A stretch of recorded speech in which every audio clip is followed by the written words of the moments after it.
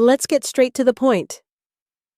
Julian's words were a cold, sharp knife plunging straight into my chest. The man sat opposite me, his fingers scrolling on a tablet, not even bothering to look up. Beside him, Brenda from HR placed a thick folder on the table. It wasn't a document. It was a death sentence for 16 years of my life. I took a deep breath. Get straight to what point, Julian? I didn't receive any notice for this meeting. He finally looked up, his eyes empty. The board has decided on a new direction for Forge, Valerie. A direction that no longer requires your specific skill set. His words felt like a hot coal thrown into my chest. Fury and resentment surged, burning through every cell. I was the architect, the very soul of Forge. My skill set built every brick, every line of code of this empire. What do you mean by that? I asked, my voice cold. But inside, I was a raging storm. I spent 16 years building this company. I taught you everything you know, and now you sit here and tell me I'm no longer needed? Brenda spoke up, her voice flat and emotionless, like a machine. Ms. Valerie, everything is clearly outlined in the folder. The decision was made after several meetings with senior leadership. Your position has been terminated effective immediately. Your access will be revoked by the end of the day. 16 years, traded for a pile of paper and a few hollow words. Humiliation and rage erupted like a fiery inferno. I stood up, shoving my chair back with a jarring scrape that echoed in the deathly silent room. I looked straight at Julian, my eyes filled with hatred. Julian, I said, my voice full of menace. I built the platform you're standing on. You think you can push me out this easily? You've just made the biggest mistake of your life. I didn't wait for a response. I turned and walked away, the fire of betrayal now forging a new resolve within me. They had ignited a war that I would never lose. The silence of the long hallway amplified every footstep as I returned to my office. It no longer felt like mine.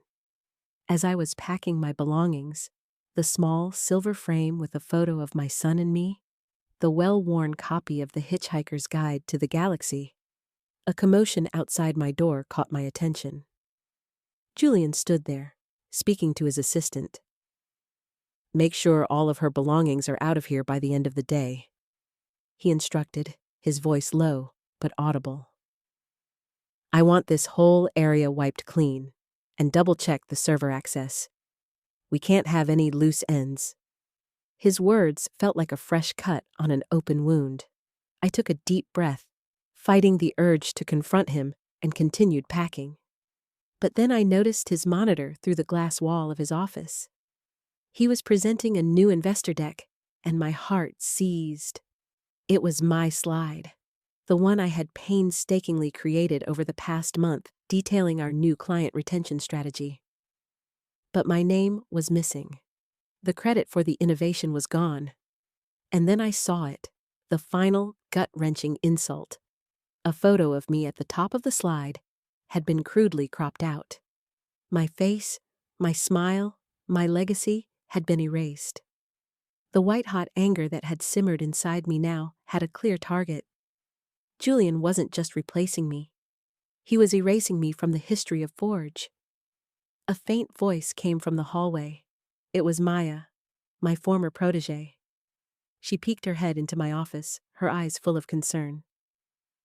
Valerie, are you okay? I heard. I'm fine, Maya, I lied, forcing a strained smile. Just cleaning out my desk. You know how it is. She hesitated, then stepped inside, closing the door behind her. No, I don't think I do. I saw Julian's presentation. That was your slide? Your face? I saw what he did. She looked at the boxes. What happened? Did you resign? I shook my head, the pretense gone. He fired me. 4 minutes. That's all it took for him to end 16 years of my life here. And he's trying to steal my work. I saw him presenting it as his own. Maya's eyes widened, a mixture of shock and outrage on her face. That's That's illegal and disgusting.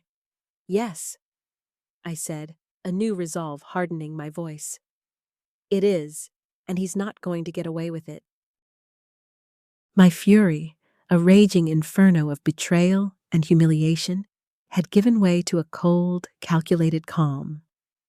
Julian, in his hubris, believed he was the master of a kingdom, but he had forgotten that I, its architect, still held the keys to the throne room. My plan was simple, and in its simplicity lay its genius. I had to confirm his carelessness, to find the single, crucial vulnerability in his otherwise flawless corporate coup. He had been so focused on locking the front door, he'd forgotten about the master key I had built into the foundation itself.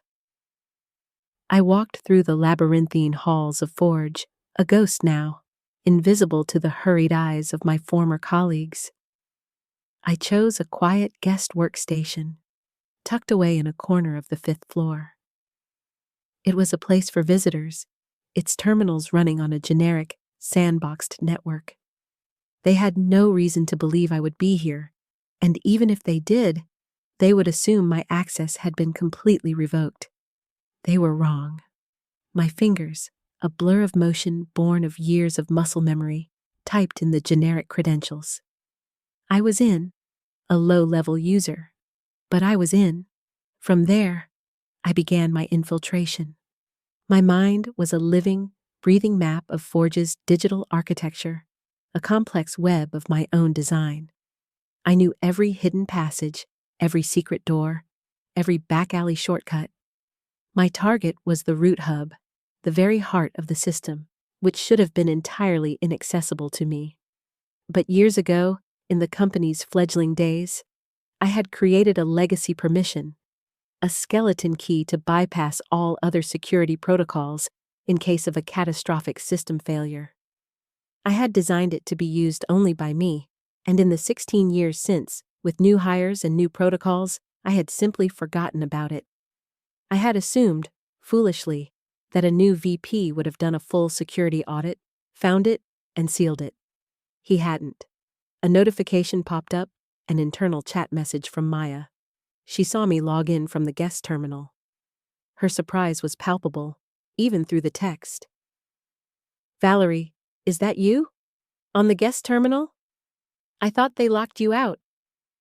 I typed back quickly, my fingers moving with a new sense of purpose. "Yes, it is. Don't tell anyone. I'm just checking something. A hunch." "A hunch about what? That they would be this incompetent?" She replied, a series of shocked emojis following her text. "Exactly," I replied, a grim smile on my face. "He thinks he's locked me out, but he forgot about the skeleton key. I still have root access. He left the back door wide open." A long pause, then a flood of exclamation points and disbelief. "You're kidding! He really didn't check the legacy protocols? I mean, I'm shocked, but not surprised. He's such a rookie." "He's 33, Maya, arrogant and in a hurry. He's focused on the optics, the investor decks, the grand gestures. He's focused on the future he's stealing, not the foundation it's built on. He's trying to sell the new investors on a future that he doesn't fully control." My words were not just to Maya, they were a vow to myself. I didn't stop there. With root access, I was no longer a victim. I was a phantom, an omnipotent ghost in the machine. I started to dig, to search for a fatal flaw in his coup. My goal wasn't just to expose him for stealing my work. I needed to prove he was jeopardizing the company's future itself. I scoured his emails, his digital calendar, his private folders, all of which were supposed to be inaccessible. And then I found it. An email with a file attachment addressed to a representative from a company called Apex. The subject line read, "Confidential Licensing Agreement, Forge Platform Version 4.1. My heart pounded with a cold, electrifying certainty. Julian had tried to sell something he didn't have the full right to sell. He had tried to license my work, the very core of our company, without my explicit permission as co-owner. I opened the file. The draft contract was there, with Julian's signature. This wasn't a mistake, it was corporate malfeasance. The anger I felt was no longer about a personal slight. It was about a deeper betrayal, a violation of the company's integrity and the trust of its investors. This was not a game. This was a war, and I had just found the enemy's most critical weakness. I exited the system, leaving no digital footprint. Maya's last message was a single word. Wow. I knew she understood. I wasn't alone anymore. The exhilaration of my discovery in Chapter 3 had not faded. It had hardened into a cold, focused resolve. The laptop lay closed on my kitchen table, a silent witness to my digital raid. Julian, in his arrogance, had left me not just a loophole, but a weapon. He had tried to sell something he didn't fully own, a fact that would be his undoing. The cold, righteous fury that had consumed me in the boardroom was now a steady, internal fire, a furnace of determination. I was no longer a casualty of war. I was a saboteur, a ghost in the machine, armed with evidence and a new purpose. Just as I was beginning to formulate my next move, my personal phone, the one Julian hadn't thought to confiscate, buzzed with an unfamiliar number. The international code was for Japan. My hand hesitated, but a gut feeling told me to answer. Valerie Vance speaking, I said, my voice cautiously even. A calm, measured voice responded on the other end, his English impeccable, with a trace of a dignified accent.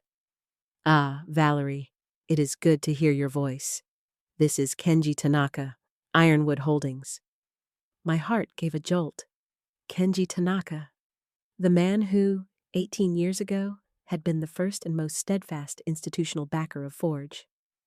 We had built a powerful bond over the years, a rare friendship forged not just on business deals, but on mutual respect and a shared vision for what technology could achieve. He was a man of integrity in an industry where such a quality was a rare and precious commodity. Kenji-san, I said, a wave of genuine surprise and relief washing over me. It's been a while. How are you? I am well, he replied, his tone shifting to something more serious, the quiet precision in his voice amplifying his concern. But I confess, I am concerned. My team has been trying to reach you for the better part of a week. We were told by Julian that you were taking an unexpected sabbatical to deal with a family matter, but it seemed strange. We have been expecting you at a strategy meeting for a new Asian market push for weeks. Where have you been, Valerie? I took a deep breath, the truth a bitter pill in my mouth, but one I was ready to swallow. I'm no longer with Forge, Kenji-san. I was let go. A long silence followed, and I could almost hear the gears turning in his brilliant mind, processing this information that so directly contradicted what he had been told. Let go? He repeated slowly, the words heavy with disbelief. That is not what we were told, and it is a most unfortunate development. Our final revision of the agreement, the one we signed just 2 months ago, included a continuity clause. It stipulated that if the primary architect of the platform were to be removed without our prior consultation, we would have the right to withdraw our funding and seek damages. My mind raced. A continuity clause. He had protected me, even when I hadn't thought to protect myself. I had been so busy with building the company, with the day-to-day operations, that I had left the intricate legal and financial details to the legal team. I had trusted Julian to be a steward, but Kenji-san, with his old-world wisdom, had seen the value in the person as much as the product. He had seen the risk and had taken steps to mitigate it. He never told me about that clause, I said, my voice barely a whisper. The realization was staggering. Julian hadn't just fired me. He had put the company's very existence at risk. He had lied to his most powerful investor, violating a core tenet of their agreement. He would not have, I imagine, Kenji-san said, a hint of steel entering his voice. He was so eager to move forward with the new direction. He overlooked the very foundation of our partnership. Our investment, which we provided just weeks ago, was conditional on your continued presence. I felt a grim satisfaction. This was not just a fireable offense. This was a corporate time bomb. Julian, in his haste to seize power and erase my contribution, had left himself and the company open to a catastrophic legal and financial assault. Kenji-san, I said, my voice now firm with a renewed sense of purpose. I'm going to look into this continuity clause. I'll get back to you soon. I have some information that you might find very interesting. Please do, he replied. Forge is more than a company to us, Valerie. It is an investment in a vision we shared with you. A vision that seems to be in peril. We are a patient people, but our patience has its limits. Please, keep me informed. The call ended, but the new reality it presented had just begun to sink in. Julian's mistake was far bigger than I had ever imagined. He hadn't just fired me. He had, in effect, fired himself and every one of his cronies. I had a powerful, influential ally and a legal contract that could bring his entire new regime crashing down. The game had just shifted from defense to offense, and I was ready to play. The phone call with Kenji-san was a turning point, a cold, hard reset on my entire reality. The fury I felt in the boardroom, the raw, personal insult of being fired, was now being channeled into a precise, targeted weapon. The laptop sat on my kitchen table, its screen dark, but in my mind's eye, I could still see the proof of Julian's deceit, the confidential licensing agreement he'd tried to push through with Apex. And now, thanks to Kenji-san's foresight, I had the continuity clause to back me up, a legal sledgehammer that could shatter everything Julian had so carelessly built. The game had changed from a simple firing to a high-stakes war, and for the first time since this whole ordeal began, a grim, satisfying smile touched my lips. I reached for my phone and sent a text to Maya. We had to meet. The cafe we chose was deliberately nondescript, a small, independent place a few neighborhoods away from Forge. It was a neutral territory, a place where no one would think to look for us. When Maya arrived, she looked exhausted, her eyes heavy with dark circles. She slid into the booth across from me, a cup of untouched coffee in front of her. Valerie, I'm scared, she admitted, her voice low and shaky. Julian's been acting like a madman. He's been asking about you, about your access, about anyone you might have been talking to. He's paranoid. I looked at her, my heart a complex mix of sympathy and steely resolve. That's because he has something to be paranoid about, Maya. He's not a genius. He's just a thief who got lucky, and he just made a mistake big enough to bring down the whole company. I leaned forward, my voice dropping to a conspiratorial whisper. He tried to sell my platform to Apex, a direct competitor, without the proper authority. I found a draft of the licensing agreement with his signature on it. Maya's eyes widened, her exhaustion momentarily forgotten, replaced by a look of sheer disbelief. You're serious? He did that? But that's corporate espionage. That's jail time. It's worse than that, I said, a bitter satisfaction lacing my words. He lied to Kenji-san. He told him I was on sabbatical. But Kenji-san, with his old-world wisdom, had the foresight to include a continuity clause in his investment agreement with us 2 months ago. It states that if I, the primary architect, am removed from the company without their consultation, They have the right to pull their funding and seek damages. Julian violated that clause. He gambled Forge's existence, and he's about to lose everything. A slow-burning anger began to replace the fear in Maya's eyes. He used us. He used me. He made me think I was part of something new, something better. But he was just using all of us to cover up his own dirty work. He's a fraud. He is, I agreed, a cold, unwavering certainty in my tone. And we are going to make sure everyone knows it. I have the evidence. I have a powerful ally in Kenji-san. Now we just need to fire the first shot. We need to make him sweat. What's the plan? She asked, her voice now firm. The fear was gone, replaced by a fierce loyalty that was 1,000 times more valuable than any corporate title. I pulled out my phone and composed a short, cryptic email, my fingers flying across the screen. I sent it to Julian's personal email, the one he checked religiously for important updates. I was not going to send it to his work account. I wanted this to hit him where it hurt, in his private, secure world. The subject line was simple, but deliberately menacing. A matter of oversight. The body of the email was even more concise. I believe you have overlooked some crucial details in your recent decision-making. Specifically, the confidential licensing agreement you have been pursuing and the continuity clause in our partnership with Ironwood Holdings. I have no doubt that your legal team would be fascinated to learn about these oversights. Let's talk before the wrong people find out. I hit send. A moment of pure, unadulterated triumph coursed through me.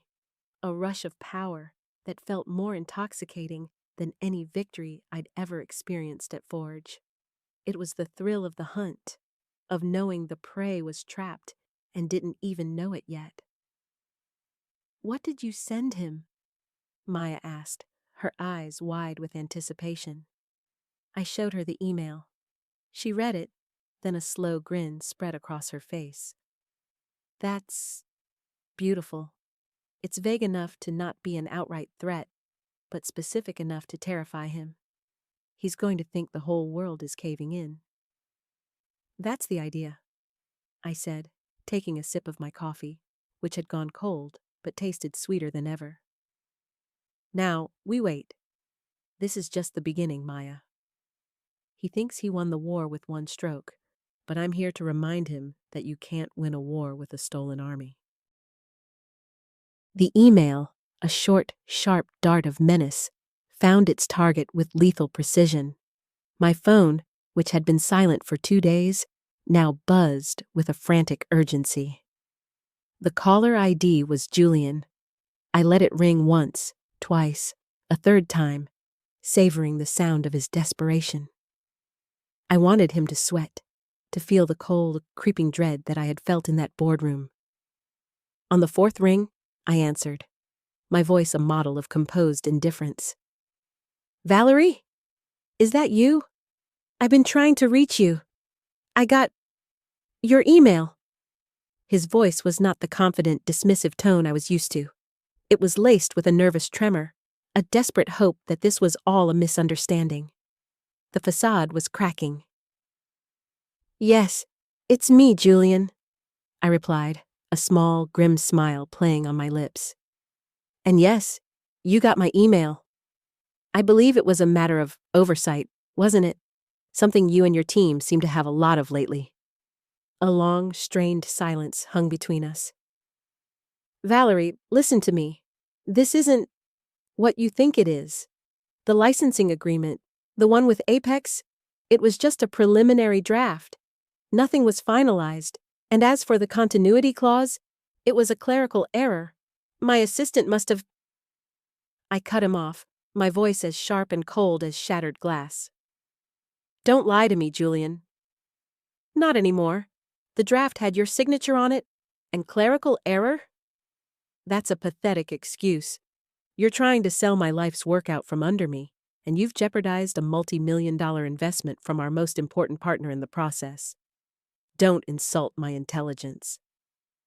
His voice grew more frantic, the desperation now fully exposed. Okay, I admit it. It was a mistake. But we can fix this. Just come back. We can give you your old job back. We can pretend none of this ever happened. We can give you a raise, a title bump, whatever you want. Just don't tell Kenji-san. The offer was tempting, but the temptation was like a poisonous apple. It was an admission of guilt, a desperate plea from a cornered rat, and the rage that had been simmering inside me for days, the feeling of betrayal and humiliation, boiled over. My old job? I scoffed, the sound filled with pure venom. You think you can erase 16 years of my life with a title bump and a lie? You think you can buy my silence with a fraction of the company you tried to steal from me? You called my life's work a specific skill set that was no longer needed. You told the board I was part of the old guard. You stood there and watched as my face was cropped out of my own presentation. You were trying to erase me, Julian. And now, you want me to come back and be your good little soldier? To pretend this never happened? Valerie, please, think of the company, he pleaded, the words sounding hollow and hypocritical coming from his mouth. Think of the jobs. If Kenji-san pulls out, it could collapse everything. We can't let that happen. The company? I laughed, a bitter, hollow sound. You should have thought of the company when you were trying to sell its soul to a competitor. You should have thought of the jobs when you were so busy plotting to get rid of me. You made this bed, Julian. Now you can lie in it. The line went silent for a moment, and I knew what was coming next. The desperation would give way to threats. I have connections, Valerie. Powerful connections. You think you can just walk away from this with a clean slate? You're playing a dangerous game. I will make sure you never work in this industry again. I will bury you. My heart pounded with a mix of fury and exhilaration. He had finally shown his true colors, the petty, vindictive little man he really was. Oh, I'm not walking away, Julian, I said, my voice dangerously calm, the words a promise and a threat. I'm just getting started, and unlike you, I have friends in high places, friends who don't like being lied to. I have Kenji-san on my side. I have the evidence, and I have nothing left to lose. So go ahead, try to bury me, but just know, when you do, you'll be burying the entire company with me. I hung up, the finality of the click a period on the end of a long, painful chapter. He was a rat in a trap, and the cage was about to snap shut. The war was no longer in the boardroom. It was now a personal battle for survival, and I was going to win. The call with Julian had been the spark. Now it was time to light the fire. The raw, unfiltered fury I felt was a powerful fuel, but I knew I had to use it with precision, not recklessness. A war was brewing, and I was not going to be the first casualty. I called Maya. She picked up on the first ring, her voice a low whisper, a stark contrast to the chaotic desperation I had just heard from Julian. Did he call you? She asked, a mix of fear and excitement in her voice, as if she were a co-conspirator who had just witnessed a heist. Yes, I confirmed, a dark satisfaction curling in my gut. He's terrified, Maya. He tried to bribe me, then he threatened me. The whole thing was a beautiful, desperate mess. He admitted it. He knows I have him, and he's scrambling to find a way out. The words felt like a victory, a small sip of a bitter but satisfying drink. I knew it, she exclaimed, her voice losing its fear and gaining a fierce, loyal edge. He was acting like a madman around the office. He's been interrogating people, yelling at his team. He's completely unraveled. What did you say to him? What's the next step? I leaned back in my chair, staring at the ceiling, my mind a whirlwind of possibilities, each one a sharp, decisive blade. I told him I'm just getting started. The next step is to put the fear of God into him. We're going to hit him where he lives, where he's most vulnerable, his carefully constructed illusion of control. How? We don't have access to anything anymore. You're locked out of the system, and he's watching everything like a hawk. He's already ordered a full security audit. Maya's voice was filled with a pragmatic concern that I respected. She was a realist, not a reckless idealist. I let a small, sly smile touch my lips. He thinks we don't. That's his biggest weakness, his arrogance. He thinks he's a genius, but he's just a thief who got lucky. He thought that by firing me, he could erase me. He didn't realize that the architecture of this company is my soul. But you and I, we know the secrets of the fortress. We know all the back alleys and hidden passages he's forgotten about. We're going to use them to our advantage. I explained my plan, my voice dropping to a low, conspiratorial tone. We're not hacking anything, I clarified, sensing her hesitation. We're using the access I built myself. The access he failed to revoke in his haste and ignorance. It's a loophole, not a crime. And we're not going to steal or destroy anything. We're just going to leave a few digital footprints for him to find. A ghost in the machine that will haunt his every move. Maya was silent for a moment, contemplating the idea, the implications of my words. Digital footprints. I like the sound of that, she finally said, a slow grin spreading across her face. It's so elegant. He won't know what to hit. He'll be punching at shadows. Exactly, I said, feeling a rush of exhilaration.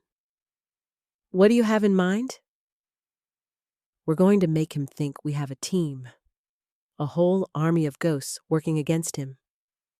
The whispers in the dark. I want you to go into the company's internal chat rooms, the ones he doesn't pay attention to, the ones where the junior coders hang out. He's too important to spend time there, so he'll never suspect a thing. I want you to post cryptic messages, things that only we would know. Little whispers in the dark. Like what? She asked, her voice now filled with an infectious enthusiasm. Like, the old architect is watching. Or, the blueprint is still in play.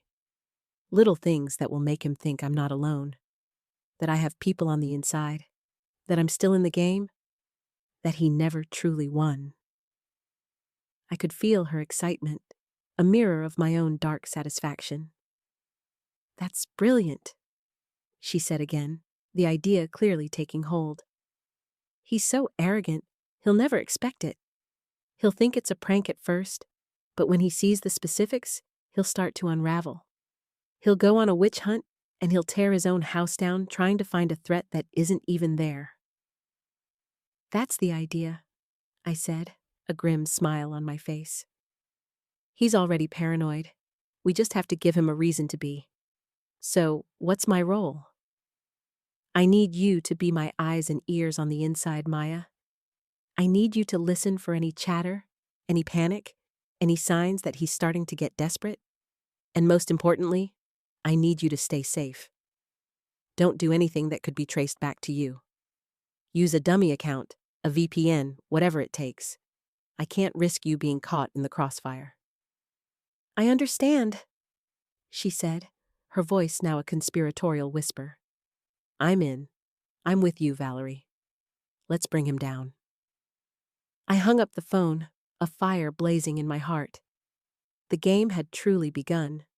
Julian thought he was alone at the top, but he was about to find out that the foundation of his empire was built on quicksand. The ghosts were coming, and they were ready to haunt. The first domino fell, and the ripple effect was more satisfying than I could have ever imagined. My plan with Maya was simple: psychological warfare. We weren't going to launch a frontal assault. We were going to slowly, methodically, and precisely dismantle Julian's sense of security piece by piece. The first step was to make him feel watched. He had pushed me out, believing he could erase my legacy with a single, arrogant move. He was wrong. My legacy was the very foundation of the company, and now it was going to be the source of his downfall. Maya, using an anonymous account that I had carefully set up years ago for testing purposes, started posting cryptic messages in the company's internal chat rooms. These weren't the high-traffic visible channels Julian monitored. They were the ones he had long since abandoned, deeming them beneath his executive notice. The number code review channel, where young, brilliant minds debated elegant solutions. The number dev ops room, a sanctuary for the people who kept the lights on, hidden deep within the company's digital architecture. These were my people, my spaces. The messages were subtle, but potent. One morning, a junior coder found a message in the number code review channel that read, "The legacy protocols are still active. It's a goldmine for those who know where to look." Another appeared in the DevOps room. "Remember to check for backdoors. You never know who's watching." They were just whispers, but they were whispers that only I, the original architect, could have known. They spoke to a language of logic and design that Julian, a man of bluster and ego, could never comprehend. Julian, of course, was furious. His paranoia, a quality I had always suspected he possessed, was now in full bloom. He stormed into the DevOps office, his face a mask of rage, demanding to know who was behind the messages. He threatened to fire anyone who didn't come forward, a tactic that only served to alienate the very people he needed to control. He ordered a full-scale audit of all internal communication channels, a fruitless endeavor that would waste time and resources. He was thrashing, and I could feel his panic from a distance. The puppet master was losing control of his strings. Maya, my loyal inside informant, kept me updated. "He's losing it, Valerie. He's yelling at everyone. He thinks you have a spy ring. He's so afraid he's not even thinking straight anymore. He's just lashing out." Her voice was a mix of shock and morbid fascination. She was seeing the real Julian for the first time, not the polished, charming facade he presented to the board, but the terrified little boy hiding behind a man's suit. "Good," I said, a grim satisfaction in my voice. "The more he lashes out, the more mistakes he'll make. He's trying to find a problem where there is none, and in doing so, he will expose the real ones. Now, for the second domino. It's time to make him feel the pinch where it really hurts. His bank account." Using my old backdoor access, a simple admin override that he had neglected to close, I didn't steal money or sabotage the system. Instead, I rerouted his personal expense reports. I changed the approval route for his last 3 extravagant dinners, his first-class flights, and his expensive golf trips from an automated system to a manual approval process. The new route was a labyrinthine path that led directly to the desk of a low-level accountant. An accountant who, I knew from my years of experience, was a meticulous stickler for details and a firm believer in the company's anti-fraud policy. The effect was instantaneous. The accountant, a quiet man named Thomas, found the expense reports, saw the discrepancies, and sent them back for review. Julian, in his haste to cover his tracks and deal with the internal spy, had completely forgotten to check on his expenses. He received a series of emails from Thomas, politely requesting more information about his lavish spending. He was forced to deal with a man he considered to be a nobody, a man who, in my mind, was now a foot soldier in my army of retribution. "He's been locked in his office for 2 hours, Maya reported, her voice bubbling with barely contained laughter. "He's on the phone, yelling at someone. He thinks Thomas is a plant. He's demanding to know who hired him. He doesn't get it, Valerie. He doesn't get that it's all part of the game, that it's all falling apart, and he's the one pulling the strings." "He's starting to get it, Maya," I said, a cold smile on my face. "He's just not willing to admit it. The rat is in the trap, and now we just have to wait for it to gnaw off its own foot to get out." I paused, listening to her breathing on the other end of the line. The game was no longer a silent, cold war. It had become a psychological battle, and Julian was losing his mind, his control, and his company, one domino at a time. The war was no longer in the boardroom.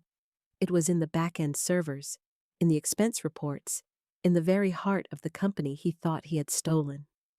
And I, the phantom architect, was a ghost in the machine, slowly, methodically, bringing it all crashing down. The digital storm we had been brewing finally broke. Julian, in his frenzied state of paranoia, made his gravest mistake yet. He called an emergency board meeting, a desperate attempt to consolidate power and address the internal espionage he believed was unraveling his authority. He demanded loyalty, accused his own team of being traitors, and presented a flawed, hastily prepared plan to streamline the company's structure by eliminating several key departments. Departments he suspected were loyal to me. He didn't realize he was simply digging his own grave. I received a text from Maya just an hour before the meeting. He's going for a full purge. He thinks if he gets rid of everyone loyal to you, he wins. My heart, which had been a drumbeat of cold fury, now hammered with a different kind of intensity. This wasn't just about me anymore. This was about the people who had believed in me, the people who had built Forge with me, the people he was so casually willing to discard. I knew what I had to do. I had to expose him, and I had to do it in front of the very people he was trying to manipulate. I made a phone call, not to Maya, but to Kenji-san. My voice was calm, but the urgency was palpable. Kenji-san, Julian has called an emergency board meeting. He is about to make a monumental mistake. The time to act is now.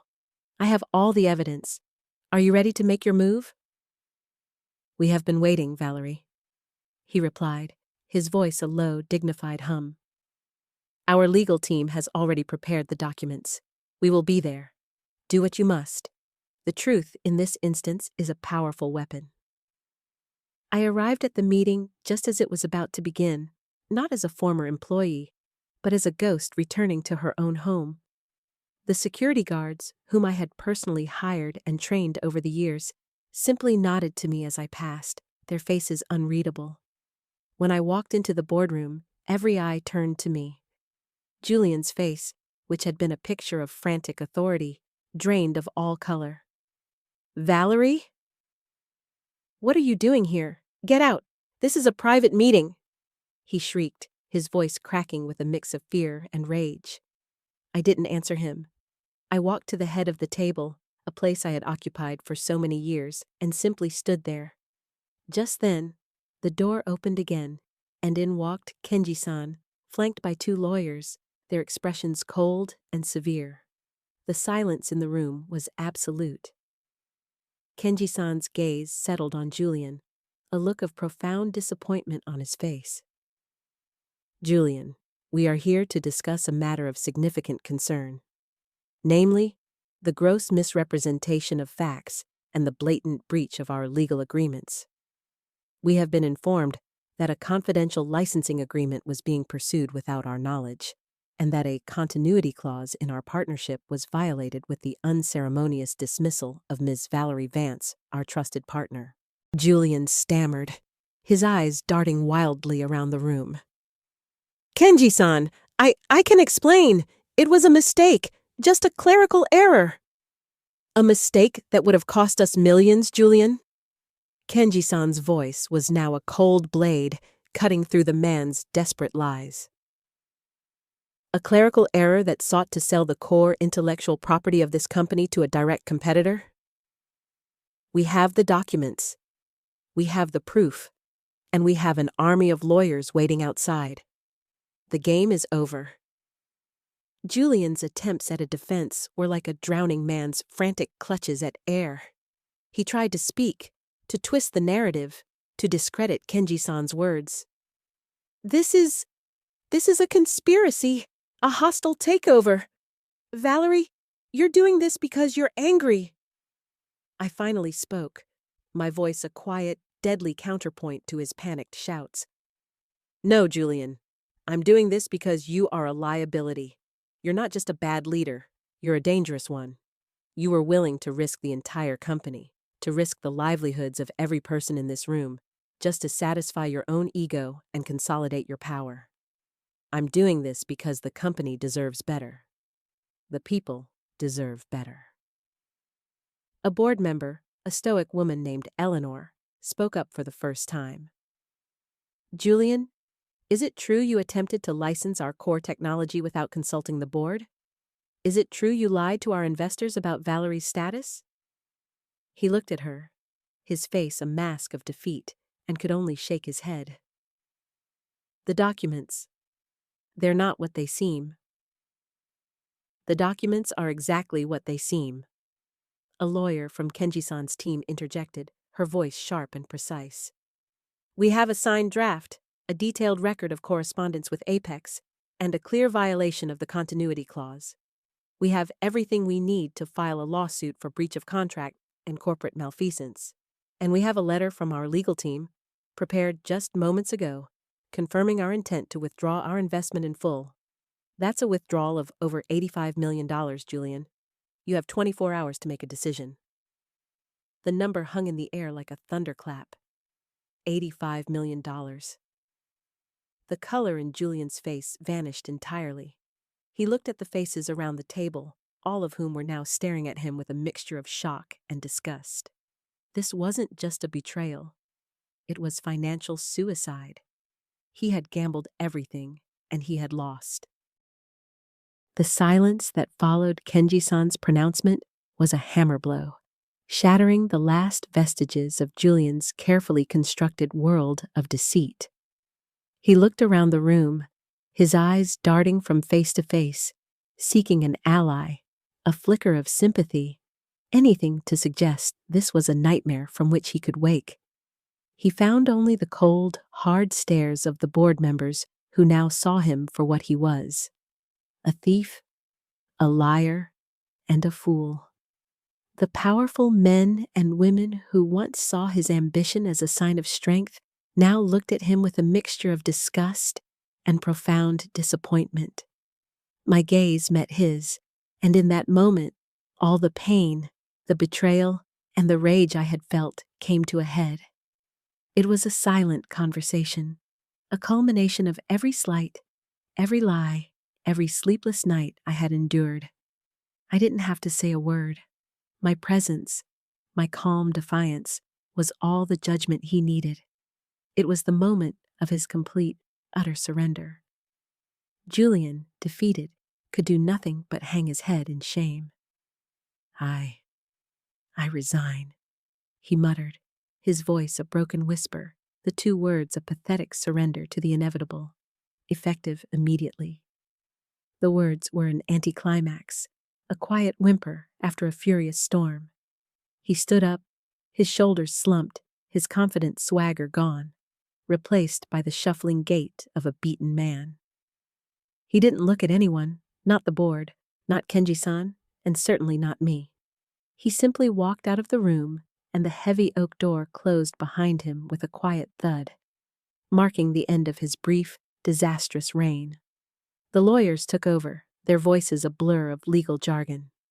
They spoke of resolutions, transitions, and forensic audits. The meeting was over. The purge was averted.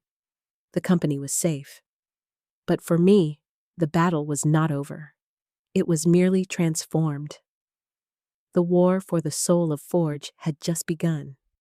As Kenji-san and I walked out of the boardroom, a sense of quiet triumph settled over me, mingling with the exhaustion of a long-fought war.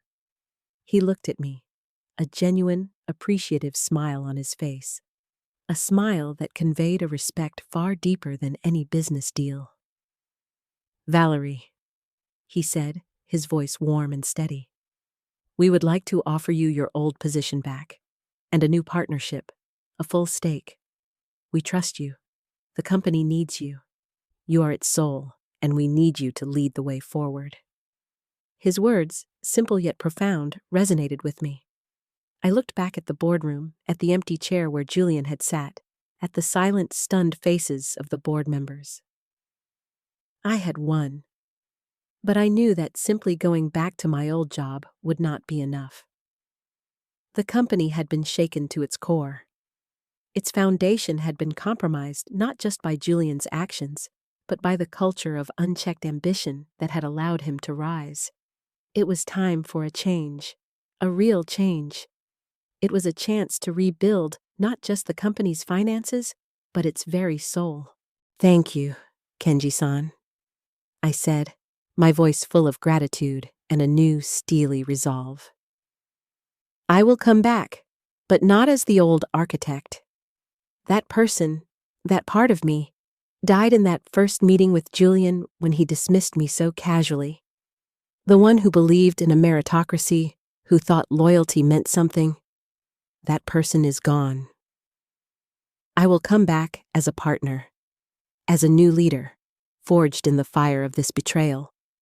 And we will rebuild this company, not on the lies of the past, but on the truth of what we have always been.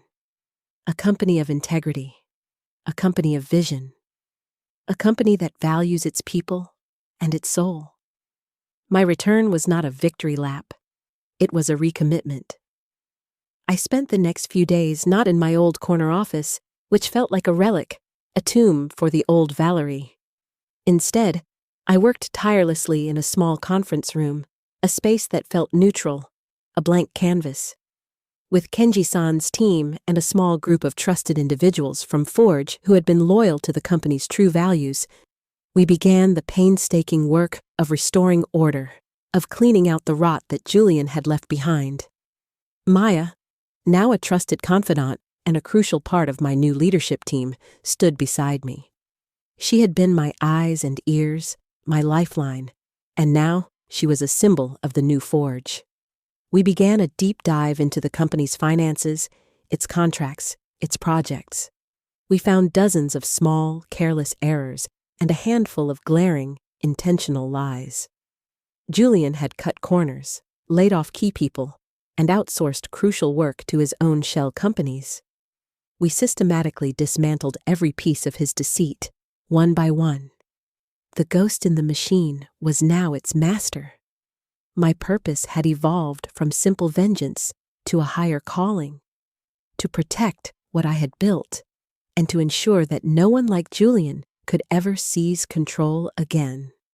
The journey of rebuilding had just begun, a long, arduous process that would require more than just technical skill. It would require leadership, empathy, and a profound respect for the people who had endured the storm with me.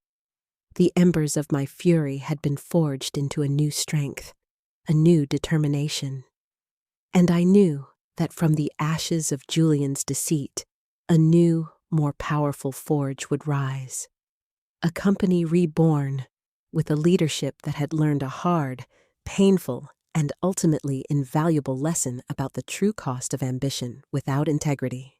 After following Valerie's challenging journey, you've likely realized that a business battle is not just about profits, but also about integrity and resilience. This story serves as a powerful reminder that when facing betrayal and injustice, the most crucial thing is not to be consumed by anger, but to have the presence of mind to turn those negative emotions into a catalyst for action. Furthermore, continuously enhancing your personal value can make you indispensable, just as Valerie was the soul of the company. Finally, always cherish and build strong relationships, as you cannot win alone without a network of reliable support. While life inevitably brings setbacks, Valerie's story teaches us that the spirit of recovery after failure is the ultimate key to lasting success. Thank you for watching our story. We hope that Valerie's journey has inspired you. Please continue to follow us for more exciting stories in the future.